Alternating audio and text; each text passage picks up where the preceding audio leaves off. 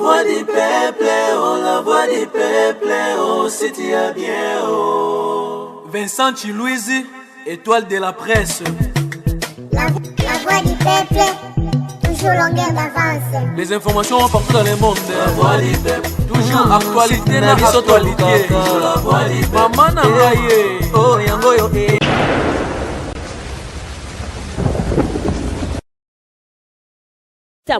Nous sommes très heureux, très émus, chers amis téléspectateurs. Il y a que vous êtes belé. Il y a la télévision pour l'émission les news des stars. Les news des stars, c'est un peu particulier pour nous parce que la personne que je reçois, c'est quelqu'un que je regardais dans 10, 11, 12 ans, mais avec beaucoup de considération, avec beaucoup d'attention parce que tube naïe. Et c'est Pélissa Bisso, Pézo continue au CPS. Quand je suis à la maison, s'il faut passer un bon moment, Roméo et Juliette, en tout cas, c'est une référence et à la icône de la musique Nabiso. Aujourd'hui, j'ai cette opportunité de lui recevoir dans le plateau Nabiso. Lui s'appelle Stino Mubi. Bonjour. Bonjour, l'élève du maître Longolian. Stino Mubi, l'élève du maître. En tout cas, Vincent, c'est jazz na jazz, donc naza pene sengo. Yo Vincent Toulouzi, on invité na plateau na yo, et ça n'a plaisir parce que na poto total arabino. Parmi ba total ara mingi ezali yo na Frank Stemai. OK. Total arabino et puis ser na biso msusu Cynthia Kapache. Voilà. OK. Il peut me tabeter la ngama solo na bino tout ça il faut boya au salanga. Vraiment félicitations na obo salaka. Ils ont inspiration moko bien et le retour bandara muke ti et comme gaillard. Mais na souhaito ga ba bonne chance. Déjà aux na équipe na yo, aux na plateau na yo, mais un jour développer sous ce fond la télévision quand na ba makambo quoi. Voilà, merci beaucoup. Toto ba Kinshasa mboka na yo okoko ya ningo lingi mais koya oeza na raison moko particulier tu as en vacances comme d'habitude. Non, ils ont vacances des raison moko particulier parce que il fallait tout ça là hommage à Papa Wemba. Il fallait tout ça là hommage à Papa Wemba. Donc makamango esalema kité. Yangwana nazali na face A, sikoyo na zongisi face B. Donc na face B sikoyo ezwa nini? Na obeta ba concert, na sala ba enregistrement, na sala ma vraiment et belé na ko dévoiler té. Voilà, donc on a na minute. Ouais, ba concert belé ba solliciter nga awa. Na yeba ité ke na oya okuta ba nguma na kombo na ngai. Voilà. Voilà. Et tous on a Kinshasa awa, mais na linga vato ba émission yo, o sala nga plaisir, moko wa pe no sala nga plaisir. Mr. Natunaki yo soki bobo ya na yo na shushu na yo ya kala oyebisaki nga chéri esila yo na ye tala lelo likambo likwe vanda na yebisa yo makambo maso malekaki ozali responsable nango shushu na yo ya kala atindelaki ngai bato na ndako baya kobundisanga ngai moko nazalaki te oyeye bakutaki mama rosa na lopango babeteli ngai mama honga na weyo azalaki se moko pauvre mama abota se ngai moko mwana mobali nani akokotela ngai honga na we fote na ngai moko na pusa kolinga linga mingi Stino Mubi ozali parmi bato ba faire rêver ba jeune belé le bazo sa musique na mboka na biso mais style wano yaki nango ya Michael Jackson c'était par rapport à quoi? Pourquoi Olinga qui a adopté style wana on sentait Michael Jackson à vous, c'était par rapport à quoi? Idée wana inspiration na autant que alors que ba star pe bazaki belé na moment wana tango yo sa pe musique na ba succès belé na. Nazali na style à Michael Jackson et utawapi tango biso tozo beta bien sapé, bien rasé, bien parfumé. Na mona que tozo sala di pareil au même. C'est vrai, mamwa kolata et uta pas père na biso na kata temple na biso oto bengi bongo vive la musique. mais tant tozosala bamboka mosusu naza komona ntango na na scène nazolata babilamboka tolataka babien sape banini on dirait nga moko naza kozala l'aise te nabi ntango naobina ntango mosusu naobalola bahanche banini ezoyebana te kuna oza na manteau ya gaillard oza na mbati ya gaillard nabi non nazalaki fanatique ya Michael Jackson. Avant ça natala balita bembo vie libeki mbote na ye pa yazali natalaka ba trio Majesty o bazali Saxa Cool Mario na Jeskin. Donc à partir na bango déjà nazako rêver ba spectacle tant to komi na poto to komosa la monde entier na bino fona adopter système mususu na komola tabambata ya dimi o lelo babengaka nini kanga dadi kanga dadi na komola tananga ba style wana ya ba style ya ba côté kuna Amérique bani parce que na France toi na retard à 20 ans par rapport à Amérique. OK. Si vous avez retard France est en retard à 20 ans par rapport à Amérique bon obiso il y a on a monnaie qui na style wana peut-être na koki ko accrocher quelque chose et tant on a bandit style wana na Canada babenganga pour la première fois Michael Jackson na Canada to betiti yono banola tan esprit te babengo Michael on monnaie ko za na style américain ouais na za ola tate ke babenganga Michael mais tant on a zola ta na ba style wana Michael et puis nazo kota moi ba danse na ye mike ti na yo mona bina babenga Michael Jackson boy na boy donc ça là nga vrai na mona ke idéologie na nga na zwaki et simbaki donc style na nga e uta ba côté wana ya Michael. Voilà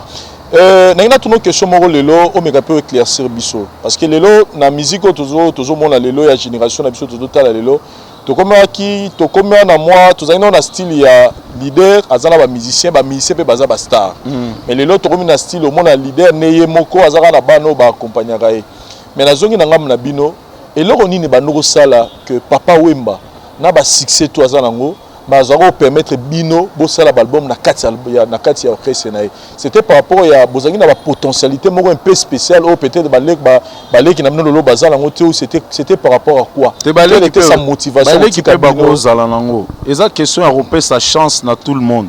Papa Wemba azaki ouvert déjà soko remarquer tant tozo sala ba album na biso bato bazo beta na kati ezali kaka ba membre ya orchestre Viva la Musique te tozao sala appel tant mususu mona manua kuwaku na siro yebie très bien ayeko beta omoni vie samangwana ayako yemba référence na Papa Wemba azako beta na Viva te donc babiloko ndenge wana ezalaki mwa ebele badaliki moko banini donc biso tant tozo évoluer na Papa Wemba atikelaki biso chance alobaki abi oyo za na producteur aya asala banzembo na ye voilà eloko apesa biso yangwana azalaki ouvert na biso et puis ezako sala force ya Viva la Musique oya bimisi toza toujours na temps Papa Wemba azali mukolo na biso tozoya pe na surtout nga bazwa nga muto asuka nazoya na esprit jeune na Panama muto azongisa pe na esprit pe na la musique ya ba jeune à Paris bazonga ezanga mais na vitrine ya Papa Wemba. Et pensez-vous que c'est un danger aujourd'hui le lonenge style comme le monga leader les danger te sécurité à Papa Wemba ezalaki ba chanteur na ye Redi abimisi nzembo eza Viva la Musique et Renier eza Papa Wemba style abimisi nzembo et Renier eza Viva la Musique eza Papa Wemba Lijo Gloria donc biso tout ezalaki ka bongo donc ezali kopesa chance opesi chance na bato bazana yo poto zala éternellement te na mutuana ba makambo yaka na vie ko permettre pe même chanteur na yo pe ake ailleurs pe asali carrière na ye donc azalaki déjà na vision moko boye za ko gêner te peut-être lelo ba leader ba groupe bazalaka na ko banga ke aye alekelanga mais Papa Wemba c'était déjà un grand oh écoute donc tokokaki to zala soki ndenge ninte et c'est un modèle lelo fallait ba bichena lelo ba copier comme on a dit que style ya lelo peut nire zo comme ça peut ba star mukie na mboka alors que style ya Papa me faisait que na Viva déjà il y avait des stars. Oui, Papa Wemba Viva la Musique ezako beta tant sous Papa Wemba zate vive ezo beta mais orchestre ezo salema lelo na nouvelle génération ou to benga nouvelle vague tant sous bazana ko banga ya ba artiste na bango bali ko fungola bango porte te okoti epai mo babengaki yo na simano bato bali mais okangi no porte olingi te bakota peut-être bongo mais biso vraiment papa e matikelaki biso tout et on a un problème à motema ya mututo eza état d'esprit neti ngai nazwaki tout na viva la musique nazwi famille na boti bana na komi koko social financière tout ezaki assumé na kati ya viva la musique donc nazalaki na idée lisusu te ke nakokende epai mosusu mpo nazwa mieux ezalaki te kana na kati ya viva la musique nazwaki makambo tout oyo mwana mobali ntango tokolaka oinstalle famille finance na yo social na yo tout eza bien installé donc ezalaki déjà bon donc nazalaki su na eloko akokende oluka ailleurs te. Sinon Mobi, après succès à album à Mejengoi, na ya Roméo Juliette, vous avez connu un grand succès ya Rosaranate. Comme je viens de le dire, oza modèle ya ba jeune belé succès à l'album wana en tout cas ils a ya recomparé te. Mais après ça tu sentais une négligence moboye et pas na yo c'était dit à quoi? Eza une négligence te ezala ki ba le haut et le bas à la vie. Qu'est-ce qui s'est passé? Nazalaki na ba projet na bimisa ba album mais ba projet ngo ezako zo jour te na éviter pourquoi mais nazako sala kaka à part ça que na bimisa ba album ou na bimisa ba disque nazalaki mutumo nazo voyager nazo kendo beta ba na éviter so bozako zo ba nouvelle na ngai ezala Australie ezala Japon ezala Amérique na papa mbate menga mo nazako kende pourtant biso to mona ko tu dirais que apparemment succès na yo salé ba concert ezalika plus na papa mba na éviter ba image wana bien sûr na moment wana na moment na yo beta na Europe na Amérique ba concert ezali na papa wemba pourquoi parce que tant sou bazo benganga papa wemba yebsinga lobi ndenge oza na pinch boye ata ba bengi yo okoki pe kokotisa biso groupe na masolo wana mais pourcentage na yo et kozala plus que baninga donc tokopesa yo mwa gain na yo mobo yango nazalaki ko associer ba concert o bazao bengisanga OK nazo associer on a vive la musique et papa mba il était vraiment très très fier ndé après nde na komo bimanga mo nazo zonga mais ermo bazao sepela te net na inobeta na Gabon na stade à Gabon nazalaki ka na vive la musique tozali lisusu très chaud mais a sepela raté abi okokenda ka ndengwana te donc il faut groupe banini yango ekomaki même na ba Espagne nazo tia kombo a vive la ba obenga mais na tia kombo a vive la musique. OK mais sur quoi négligence wana après les deux albums wana no lobi y avait ozaki na moment ya les bas ezaki négligence te ezalaki nazako fonder famille na kansi moi ça zali na zemi moko compliqué nalingai na sala ba masolo mais côté pe libota pe ezopesa so inde nini ba mapasa ba nini ezali vraiment très très difficile donc na mona ki moyen na céder nango ezalaki te peut-être yango esalaki moi creux wana mais na biso Mejengoi place za na PC mbote mais na poser question moko o na yoka c'est que mère na biso ando ko supporter sous succès na yote ça dit vie na ya musique ya bando supporter on souter comme yo lingaki mingi makasi au mona que na ye na musique on peut sa place trop na vie on peut sa plus place na ye que na musique parce que ya za supporter wana ezandenge style ya succès na yo wana te te wana ezali ndenge batu ba kanisaki omoni soko olingi mutu trop tam sou vie privée moko boyezala il faut bati misango mais nga siko tellement bamonaki ke natanga kombo moi citron nazala toujours proche na moi sito vanda na poto déjà na koleli kuna na fondé famille penza ya solo et vandi penda kuna yango na tango mususu bato bamona ke moi si il est pour quelque chose elle est pour quelque chose mais en fait azala il est bien tous avons voyagé azotika biso to kene ba 3 mois ba toketa musu ba tournée américaine ya tikali nae mais ezala kaka neto zala yu ba jeune que jeune mobo avandisa makwela avandisa palin tamso yango na bato bazako lobaka ezala ngo ba bilobela mais bon ezali bongo te badze mwana na otso tara balbum mo mbale na tangi wana ya Mejengoi na ya Roméo Juliette tilelo parce que il y a une chose qui est vraie c'est que balegi no mikolo ba osa banzembo ba osa pe banzembo ya kitoko mais banzembo ngo ezala ba courte durée c'est à dire au monde nzembo mo esali succès après 6 mois to bossa no même go bacha Roméo et Juliette, bato bango katonde Roméo et Juliette bimaki ne mikolo. C'est-à-dire banze mon abino ils ont la âme. Ils ont la succès même si le loso ba ito cha Roméo et Juliette ta wa siffler on a ka banono na mona ki tant na zo bima mukena. Mais siko question na ngina tuna. Pourquoi organiser un peu ba concert et faire revivre ba tout sous banze moi na ti lelo ils ont la vivant na ba mituba âme. C'est vrai likambo lobi eza capital. Ngai tant na zo ya ki na zo ya na Papa Wemba. Tozo robeta a na Papa Wemba. Mais Postino se produire yemoko na kati ya République démocratique du Congo RDC lo ba makasi ezalate sikoyo ndenge za bonde na yaki na déclencher face B na ngai na ndenge ni ke il faut ba concert ezala déjà ndenge na yaki nazaki sollicité na Bralima ba pesinga espace na 7e rue hein? OK 7e rue il fallait na beta wana mais makambo ya corona eye nazalaki na concert awa na Béatrice Hotel VIP avec ba personnalité mboka na biso eza susute pour na cause oyebi sanitaire. OK mais soué nanga ezali ba petio ba vivanga te ba vivrenga bato ba vivanga te ba vivanga kana ba télé na banini kena ko kapé ko cha awa na beta na minute nazo epsa yo bana ina bazo répéter répertoire nanga ya acoustique donc na ozala na ba place diverses awa na kati ya capitale na robeta na sala ba tout plaisir ba concert public pe populaire et kozala à part ça na ba concert na Côte d'Ivoire ou na Abidjan na Lubumbashi moi ba province ebele mais moyen to sala on a nous sikoyo ezate lokola hors de koyaki. Okay. Mais souci nanga ezali ke na chamatos po batebele ba monela ngaka na zolo ba na télé. Ba viva pena muto angote. Donc muto azolo ba aza différent na muto yo bomona na scène. Vraiment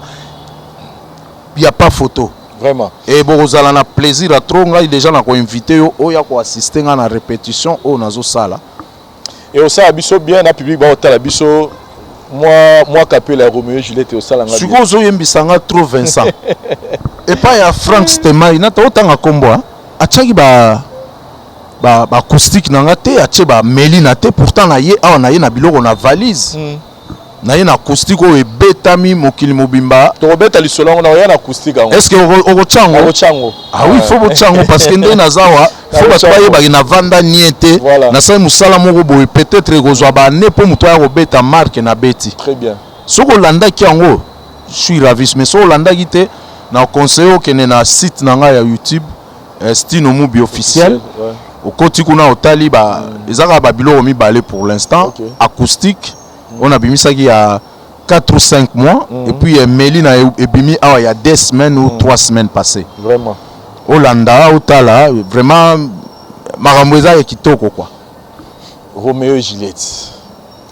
Tongo etaningo banduku e ngai se kolala ndoto epusi molai mingi ere un bon rêve mimi ngai nalamuka mpongi esili miso natali foto no natuni mpe elobela ngai te epesinga foli d'amour mpo ya bolingo ebomi ngai yo fololo na ngai rose yakanga nalona ya bébé na jardin ou bien près de ma maison natalaka yo ntango iso amimi vraiment nga nalingi yo mingi mon amour pesanga ya yo motema ekila nyango engo Vincent.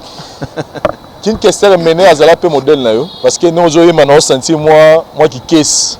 King Kester c'est vrai azala modèle nanga mais toyemba ndenge moté mais naza na ligne na ye na ligne ya ba deuxième voix première voix moyoka epe trop mais wana pire viet na yoka déjà na coupé toza na botama na Kikwit né à Kikwit grandi à Kin vieilli à Paris donc wana penda pire vieux tozala quartier moko na liaka pa na bango ba petit ne soko bango ba Yves na bazako tozali ba camarade na ba proche tokola place moko. Voilà. Eleye elenga soki biloko ebele pa na biso to dame pa na biso soki ebele pa na bango to dame pa na bango. Donc nalandaka ye nalandaka nazako landa ye nazaki fan na ye tant que tolongwa vivre la musique pire vieux mais na fachara danser. Voilà. Parlons un peu de votre évolution. Stino Mubi lelo ozali parmi ba musiciens o ba oza déjà ko beta style world o to bengaka lelo. Pendant que ba to belé bazaki non attaché na rumba. Ouais. Mais so tali ba style la musique na yo ozaki déjà mutu mo ba beta musique mo ouvert. Lelo la question que les gens se posent bana yo ba bimi lelo oyo bana yo ba surtout ya communauté na biso congolaise o ba évoluer makasi libanda kuna lo ba games ba daju ba bramsito ba lukaka yo te to ozala jamais tenté à collaborer na bango na musique o déjà yo mutu banda ko sala nga te na ndenge kaka ya peut-être artistique mais na ndenge famille ba lukaka nga to sola na bango ba mamsuku tunarolo bananga ngo kutute parce que toza famille ti lelo tozala ensemble bien que makambo mata danser mais en tout cas reconnaissance wana ezali tozala très bien ezala père na bango ezala mère na bango en tout cas tozala toujours même na ndenge naza awa muto atindelinga parce que tobungisa sœur na biso moko na Paris losi ya sasa très bien muto atindelinga ba reportage tout eza janana donc tozala en contact tout le temps ngande naza boy tous les vieux on a côté na viva tout ça bien. D'ailleurs, aux occasions peut-être aux témoignages à Tob Eloge, il y a Gims d'Adjo par rapport à la musique de Joe Banoro Beta. Na télévision na zwa yangote. Mais na ndenga pembeni na zwa ngo. Baib Saroni. Baib Saroni bazao revenga. D'Adjo azalaki fanatique numéro 0. Bazo tike epa nanga na ndako d'Adjo. Bazo tika ye epa nanga na ndako bazo va nanga. Journée koleka ti bazo ngisi. Donc soko tali d'Adjo tanga obeta musique na yaza mwana poto. Tala coutrement na ye. Tant mususu o retrouver style na kati. Parce que à partir nanga alelaki Michael Jackson. Mais oza makaso lobisinga makambo boy baninga musu ba lobisinga te. Pona ko loba makambo te soki yo o lobisinga te. Donc azali fanatique numéro 0 nanga. Nazolo bango pona luka pinchi te mais nazolo ba réalité. Et tant on rejoint peut tout naie. Et lelo bango bazo sa musique lelo bango bazo lela mbongo o bazo kotela la reza ba style yo o banaki ko zetango ba tebele ba okipangote ça boneni lelo. Non, et ça là a fierté hein. Mon attaque peut-être yo né bon pas ko envier bango mais époque aux un peu précurseur ya non époque eza mon côté. Époque eza mon côté mais nga et ça là a plaisir que na inspira batu moko boy. Lelo eza médiatisé te. Peut-être un jour ba obima pe balobi yango mais nga vraiment na sepelaka trop na makambo na sala ke lelo pe bato ebele balandi yango yo zaki déjà mutaba danse mutaba mouvement mais il y a un artiste musicien oyo bozalaki ne na viva bozalaki ne pe trop attaché na banda ko mona na musika a Willo Longomba master na tikalo ko mona ta collaboration binomba alors que na habité a Willo Longomba place à soko talanga j'imagine a Willo Longomba Tino Mubi collaboration na binomi balé Ouzbert. Ouais. Collaboration totalité. Mais qu'est-ce qui a fait que Willo azan a inspiration nanga. Peut-être un jour tokoki ko collaborer. Mais ndé toza lelo toza totikala na biso en bon terme. Azo évoluer na ndenge ne ya ba couper décaler bon toza obenga ba soukous. Nga naza toujours na world rumba. Mais peut-être un jour egoya nango. Là, vous avez Viva, je pense que vous avez tous les mêmes avantages. Vous avez qui plus avantagé que Mouninga. Non. Déjà, papa m'a le fait que Sabino album, c'est-à-dire que vous avez qui est ouvert. Mais de temps en temps, on voyait Redi à Missi, pendant que Binomi balé, vous avez qui vraiment à un moment donné, dans le Babino, vous simagi musique à Congo. Il y a à tout moment, qui chasse au monde à la production, à concert, même. Nouvelle écrite et notamment à partir de l'idéologie na wabeta ba concert na Kinshasa. Ouais. Ah bon? Maintenant pourquoi ça ne se faisait pas pendant ba producteur bazako yateto ezalaka bon moi libota nanu. C'était dit à quoi ezalaki que na moment na biso tozako kende mingi Amérique tozo kende ko exploiter monde. Ya zwaki réflexe ya kozonga mukewa moko pe alingaki azanga biso pona kozonga parce que tozako kende. bon azwaki réflexe akoya bon nga pe na ye siko retard ezate siko nga nanu na beti awa te mais tant bato bakomona bamona nga kana ba clip banini mais tant bamona nga na concert na koli peta bakomona te nga azomona ka ndika te kokola na musique OK na musique na kola nzoto pena regarder ka même elongi même structure nzambe azosunga donc tant bato bakomona concert na robeta awa bakozala peut-être surpris ya komona ke na obeta ndenge wana parce que ba concert rebelle ezobeta ezokende pena ndenge pena naza kokanisela te mais tant ba rêver pena style azobeta awa nakanisi bato ebele bazali ba fan nanga te ba okoma ba fan nanga et parlons un peu de Papa Chéri Jibin Piana place azali tozo l'album na biso bal de match mukulu salut na parcours na yo au sala de collaboration na Jibin Piana portugaise et puis ndoto ya baba si je me trompe pas Denze Momoro ya kitoko mais pourquoi vous savez en clip te to sala clip te pourquoi parce que bango ba yaki bazongi awa mais un moment donné nazwaki boule to sala ba clip wana bien que banzembe bima kala mais tant nga na ye awa na ndimi te ke yaza awa faza na mikili mais nakanisi to kozwa temps ya kosala ba clip nango nzembe polaka te donc tokoki toujours ko reprendre ko sala ko batebele ba yebi yango te tant ba omona to sali yango ba omona neti za nzembo asika na sepelaki trop nde to yembaki na ye ezalaki collaboration moko ya très bien avant même papa Mbaba yemba fait de l'amour si je ne me trompe pas excusez et na wenge bazaki belé et pourquoi kaka choix il s'agit au portagi pas Jibin Piana na portagi na Jibin Piana parce que ye azalaki trop kosola na papa Wemba tam sur na téléphone azako ya petro ba côté na biso na monaki ke nga naza deuxième voix ye aza première voix donc ezalaki bien nga na yembi deuxième ya yembi première voix na place abokul ya yembi vraiment nazwaki na sens wana ke non ya yembaka première voix nga na yembaka deuxième so to yempo so nazwi chanter à deuxième et oluka ponga na yemba ba voix tout et oluka nga na mata na yemba likolo mutu wana na tikele na deuxième on a préféré to yemba na mukulu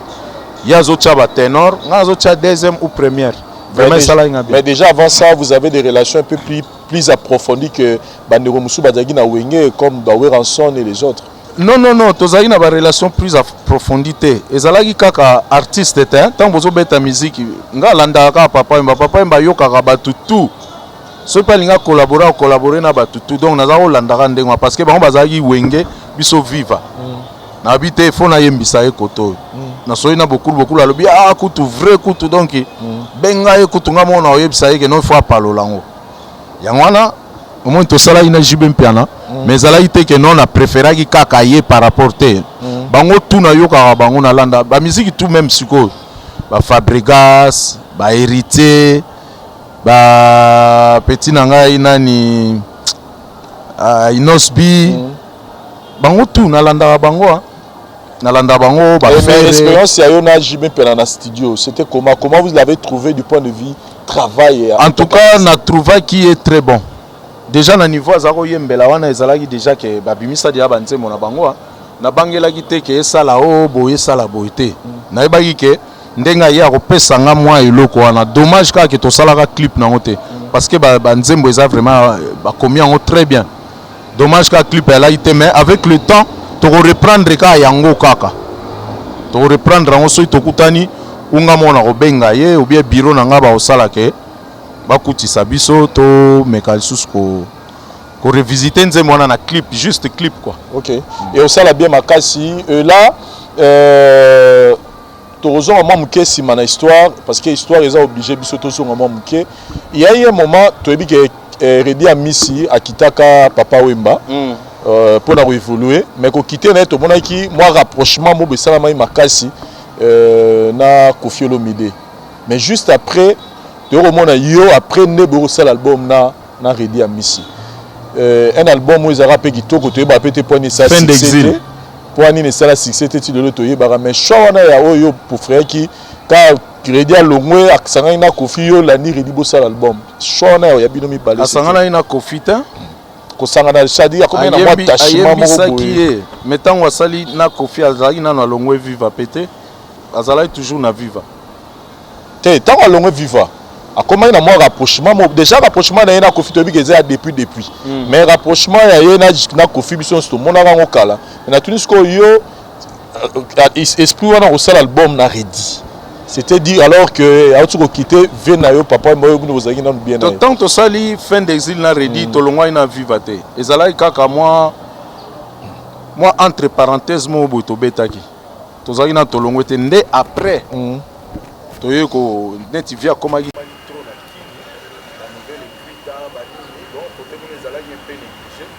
Yangwana biso to sala ki album wana. C'est ce que nous avons appris que Zaki Kolongo la nous Zaki par colère par jalousie au monéré papa m'a négligé bino pour na ba jeune oyo ba bimi lelo ya nouvelle écrite à bolongo na limité na vive la musique à jalousie penza ezala gité ya bano ba nouvelle écrite ba ya ezala gité wana ba petit na biso ezala gité parce que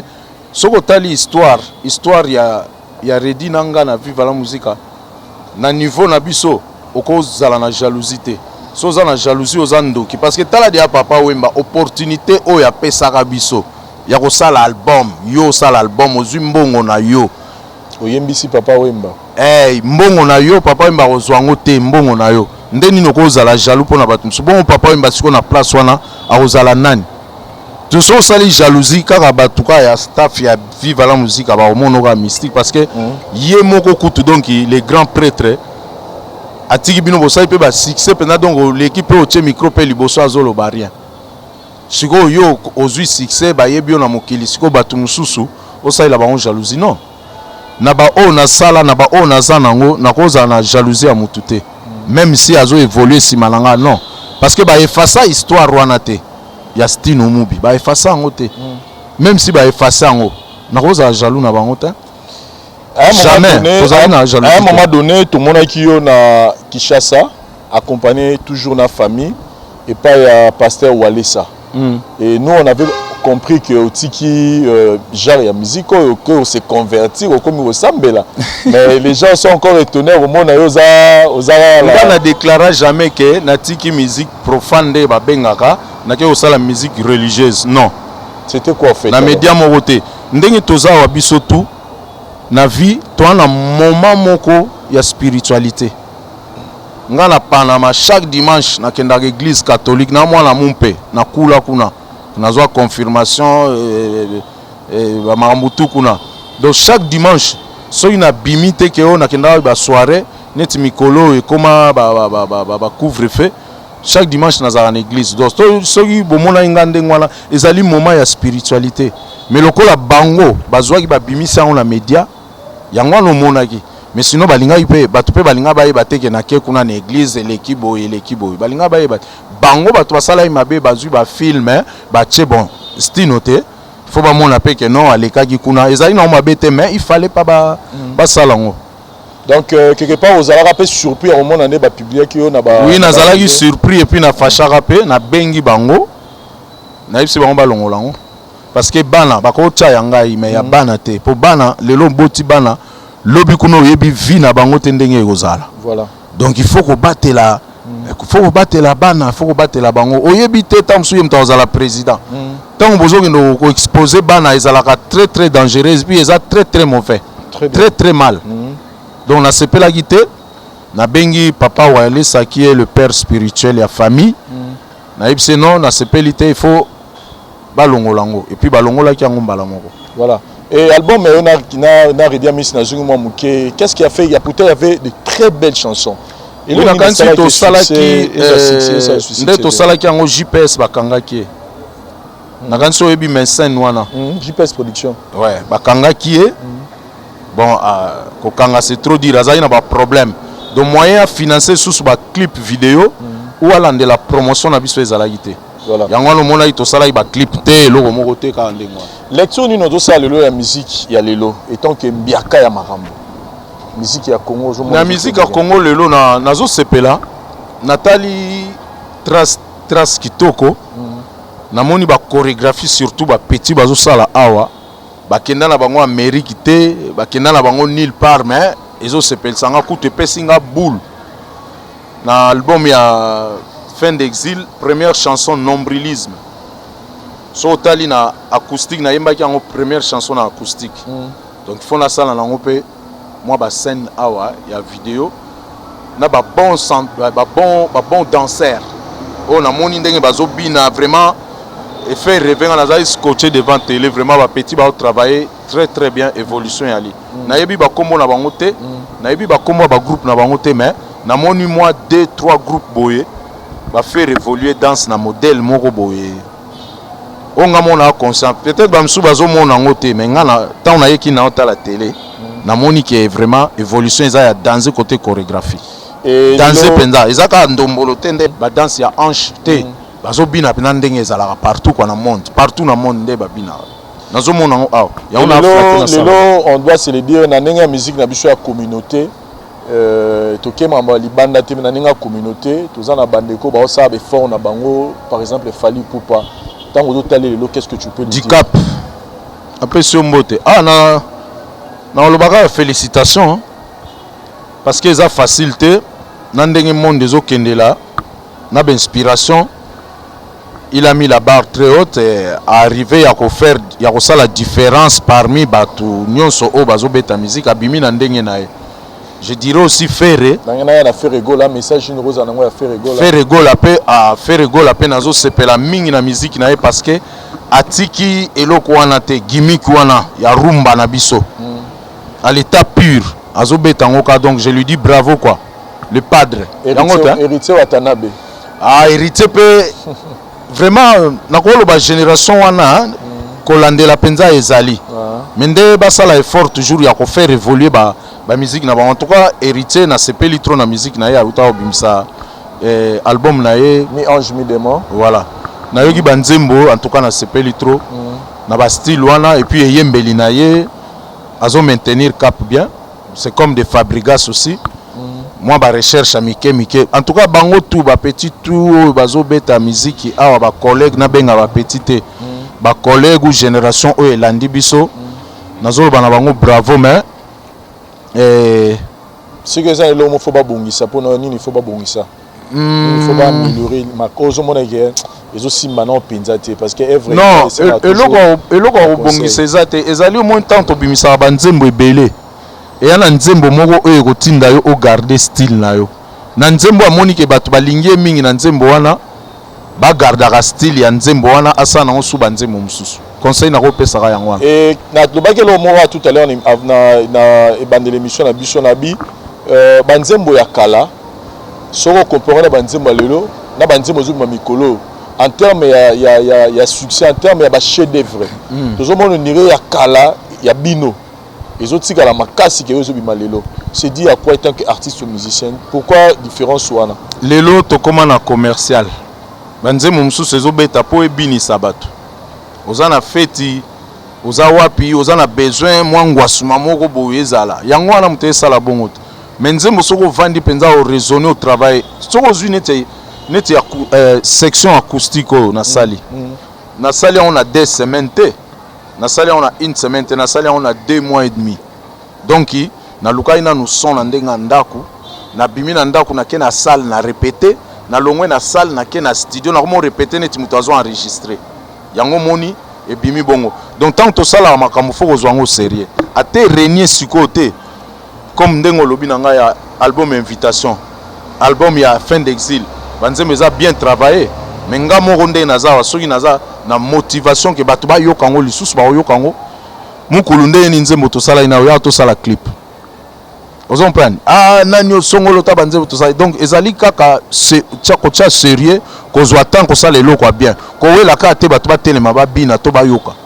sala yango po un jour ozala te ba blo wana tout ekobima voilà ça va travailler bien de notre vivant même ngande nazaba bato ebele nazara na ba mona ka stino mais tant ngai na kochola nanga ba mona ke tozali na mutu moko bo azaki créative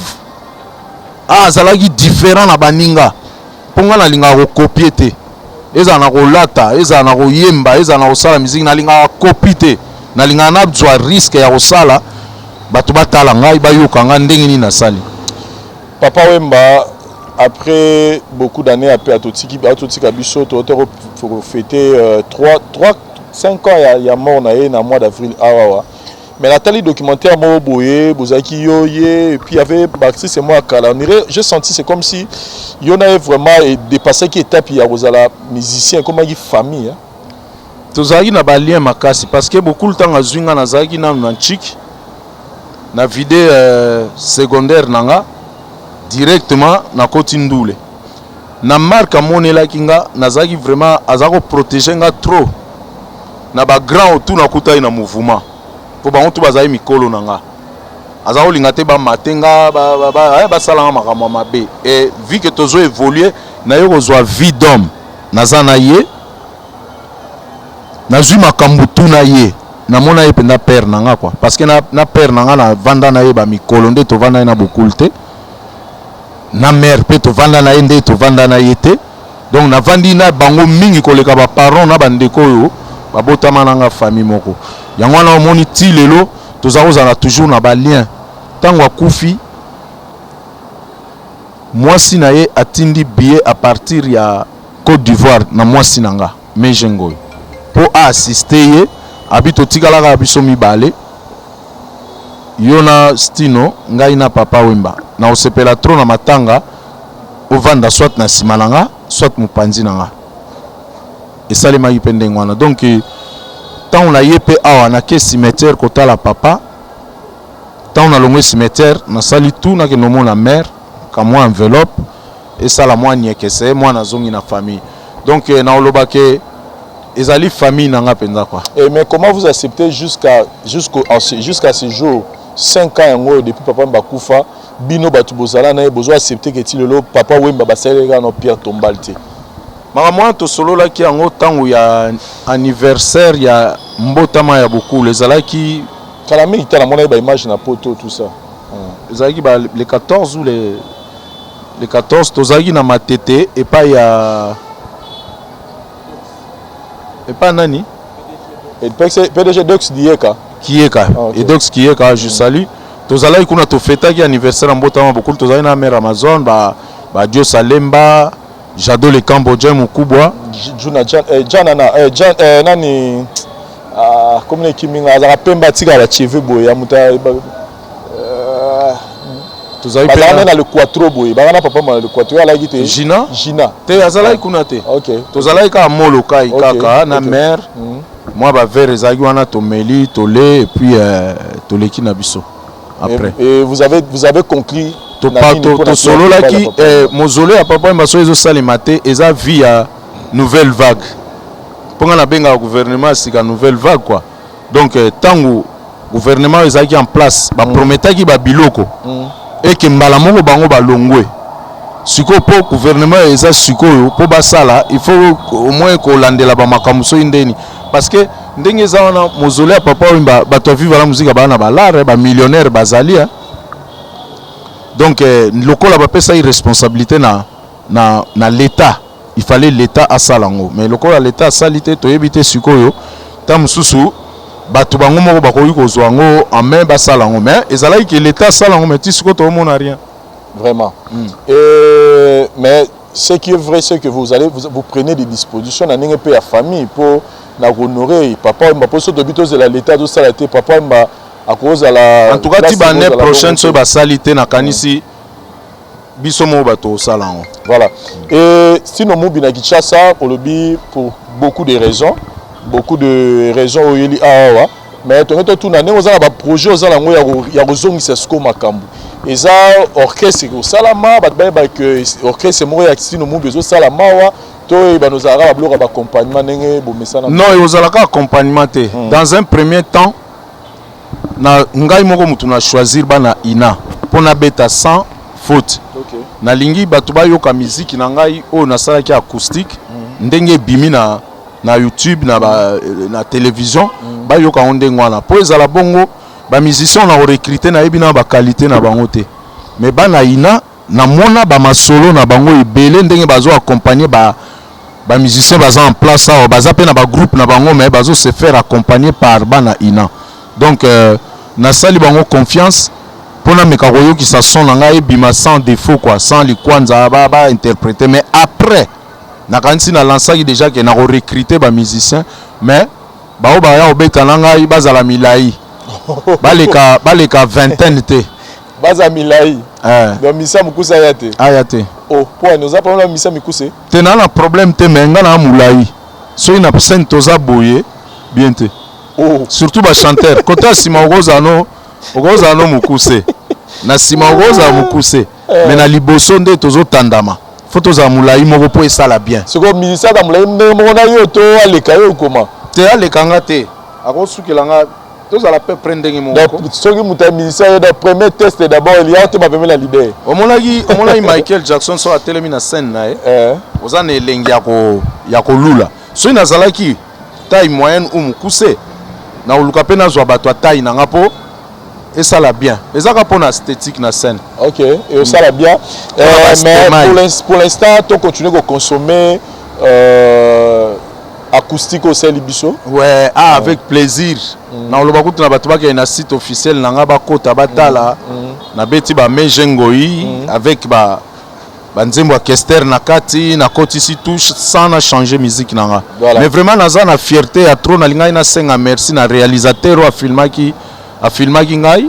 Ali Sala na siko Ali Sala ouais na pese mbote ouais Ali Sala oye bien na équipe ne mobimba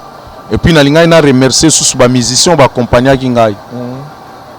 Alexis Azulino yazaki directeur artistique do a Congo asaki accompagnement déjà ya sali pe accompagnement Niwa Kosh japonais somoni japonais mo beta na beta basse et puis na drum nazali na Simolo Katondi na lokole nazali na Iko et puis muto clavier Samba un Congolais de Brazzaville. Voilà, merci beaucoup Sino Mobi, nous sommes arrivés presque à la fin de notre émission. Message na bandeko tout ba hôtel biso à travers le monde. Na on peut sambote na JC Ntsaka. Bourgmestre ya commune ya Lemba. Donc na PC mbote na on peut sambote na Aimé Pro Vidéo moi na London na zana biso awa. John Dala Ndungundala na Londres Pekaka. Sans oublier Majili Weston. Après Sambote na Judith Chikambila, Rose Bonbon,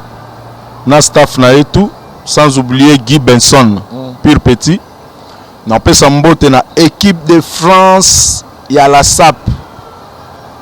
Toza bongo na Parigo Rifem Malenga, Olekawa Pidi, Trésor Ngando Papa Yoyo, The King, Cyril Kina, Mfumukimbangu, Mukolo ba Moshino. Tozana Patrick Meka, Ombre Jaune, Koloba Blouson. Tozana Petit Chinois, Chinois de King.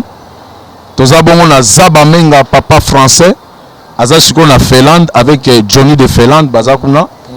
Sans oublier Muto ya produisa Kinga na acoustique, Kombo Naye. Qui Jason l'honorable, le producteur le plus puissant de la planète. Donc yem tasala ki acoustique nanga na Melina ezali titre moko ya papa wemba bimisaka kala. Mais lokola nazako lingango mingi ta nazala ki fan na bandi ndulete. Na linga na sale surprise de son vivant mais na rataki yango. Na bi bon esala rien. Na yo bimisango na 5 ans na ye awa juste pour na sala plaisir na ba fan na vivre la musique. Na pesi ba bana moloka ba villageois tout mbote nangina dans la question nangana tout na ngé échappé nga moi muké c'est concernant documentaire ya Papa Wemba. Oui, on a vu un documentaire mo ezaki réalisé na Trace mais ba te belé ba mi tuna ba bi absence na yo na redi a misi ezaki peut trop remarqué pourquoi vous allez na documentaire alors que c'est vous qui devez nous raconter l'histoire de Papa Wemba. C'est vrai, ça bien posé na question na Vincent merci. Nga pe nazalaka déçu parce que na kendaki po basalanga interview na Trace na Paris. Mais à ma grande surprise na mona biso ba tout évoluer na yekutu na niveau international. To passa soki ba 1 seconde 30. Donc na sepela na ngote bon même temps to yaka kini tant to yoko kunda Papa Wemba ba te belé ba mona inetike biso to yaka te mais to zalaka ba journaliste na ba cameraman o ya kini baza poser question na ba fan ya Papa Wemba yo po telemi bo lelo so ba musique yango bazo lo bezo kufa eza bana ba boma ka binoti mutu mso yebne obeta ndule te bo bimise danser na écran bo kumisa e danser bo ndeni ba omona biso parce que naza légendaire naza historique na kati ya mboka mutu akufi to saline ba masolo ya danser to passa ba vie na biso to ko raconter tout to yokola ba sola minoko to yebani mitakala tozo sukola na ba NBA ba salle o ba beta basket à NBA biso to beta wana ba douche wana bango ba sukola yango biso sukola ezala milai bino tout mais ce que tant le grand prêtre akufi na yebite soki crise ya génération non otelemi awa bayeba otuna muto yo awa olobini mpo na Papa Wemba est-ce que kanti nga pena na koya na Vincent ndeni ozozwanga te ozozwaye de d'autre part so musique ezonga sima ezali ba eza bino yo te mena lobi eza bino oui je comprends parce que bato bazo mériter beaucoup misa bango bosalela bango ba reportage ata bazate bosala rango te il faut muto azala to boyi te crise économique moko ba epakolami banini mais tant bino bozo sala ngo bino bozo exister pour na biso tozo exister pour na bino mais siko mariage yango bokoma kopesa na bino importance na n'importe qui ata betine musique ya bien te bozo kumisa e mon comment voulez-vous Papa Wemba kufi ba opposer biso ba question te na yabna na kini na parler du peuple bazo le kangai France 24 na ba kino oyebi bazaka guidé par bato bazo leka toke na Panama Trace TV moto azui responsabilité baya ko filmer biso asepeli ke no filmer bato ba kopesa ye mbongo po azwa l'art na reportage wana alors que biso tozana ba histoire tout à l'heure na epsonine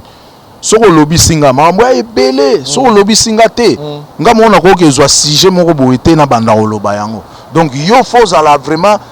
très intéressé très intelligent parce que na ba télé tout na bando oloba pareil te tant on a passé pas moninga zala pe na réflexe ya kotala moninga na ndenga solisa inga olongwa na terrain na ye o glisser na terrain musu ya yo mais na ba question mususu comme ça bato ba mona histoire ezo mais olekawa tant okende kune pa nani o a poser ba même question o ba poser ki o awa siko sani faut zonga kunat hein voilà. En tout cas mais ça fait mal mais l'histoire continue Papa Wemba forever Papa Wemba mais solo ya bon entre nous hein solo lupang wana ici là et tekamato et botika batika lupang wana déjà mère Amazon azako sepelate parce que bana tout ya ye bazana poto donc tanga zo vanda ye mo bazo mona palais eleki Gaillard mais ndenge na yebeli gouvernement ba luka ba sombango po basala mise moko wana ya Papa Wemba ba forme na ye makambu mutu mo azana azo expliquer ndenge nini lekaki tout ça mais na point de vue na yo parce que Papa Wemba une référence lupango wana na point de vue na ngai soki bazwi mbongo etika la kaka etika la référence ya voilà. Papa Wemba nde to mona ba Elvis Presley ba Michael Jackson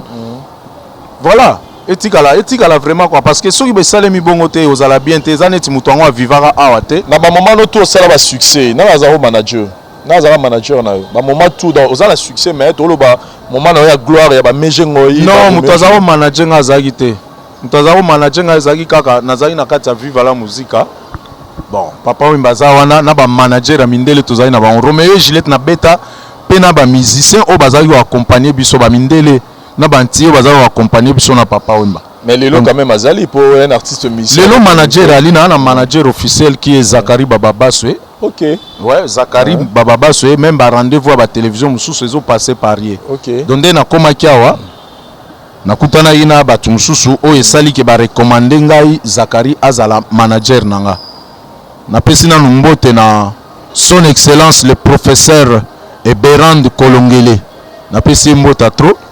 donc Zakari azalaki bazwaki eponanga voilà balobi na gamme na yo oko manager yo mogote il faut muto azala a manager do ba data ba concert tout na mambutu ezoko ya epana voilà. Même de na lo bana minute répétition ezo le kanga na za kuna te meye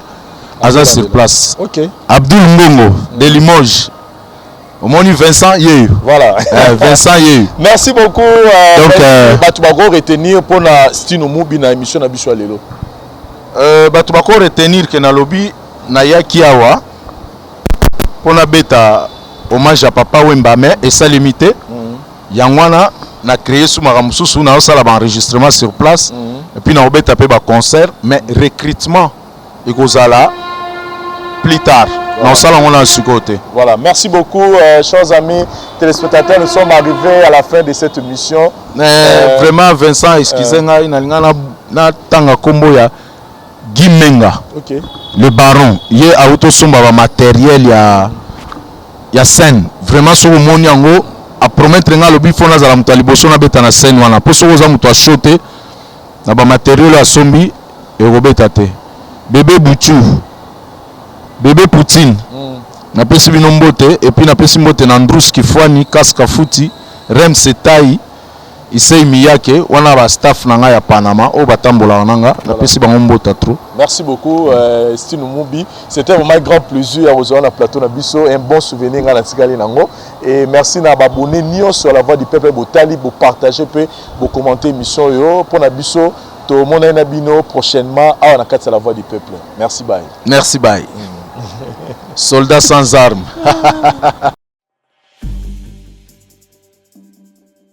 C'est vrai que la classe est la différence, mais cette fois-ci, la classe en chair et en os à votre disposition. Et c'est là à travers le Flat Hotel Tenasia. Le Flat Hotel Tenasia met à votre disposition des appartements équipés de chambres et suites avec un confort moderne.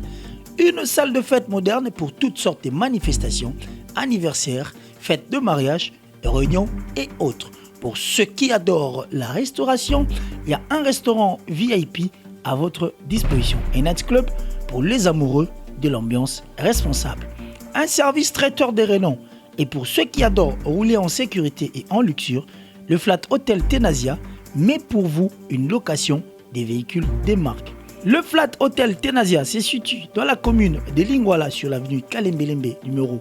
256 à 2 minutes de l'avenue Libération ex 24 novembre. Pour tout contact, appelez au plus 243 82 094 89 17 plus 243 982 70 58. Le Flat Hotel Tenasia, la classe, la sécurité, l'assurance en chair et en os.